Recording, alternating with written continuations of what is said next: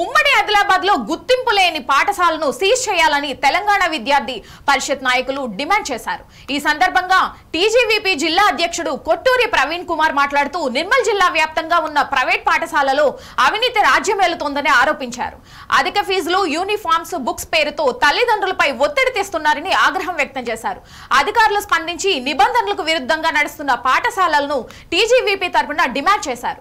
ఈ కార్యక్రమంలో నిర్మల్ పట్టణ co convener Mithun Sai, పోసెట్టి Tarun, Johnson తదితరులు పాల్గొన్నారు. ఫీజుల నియంత్రణ చట్టాన్ని వెంటనే అమలు చేయాలి. ఫీజుల నియంత్రణ చట్టాన్ని వెంటనే అమలు చేయాలి. ఫీజుల నియంత్రణ చట్టాన్ని వెంటనే అమలు చేయాలి. ఫీజుల నియంత్రణ చట్టాన్ని వెంటనే అమలు చేయాలి. టీజీవీపీ జిందాబాద్ జిందాబాద్ జిందాబాద్ జిందాబాద్ జిందాబాద్ టీజీవీపీ జిందాబాద్ జిందాబాద్ జిందాబాద్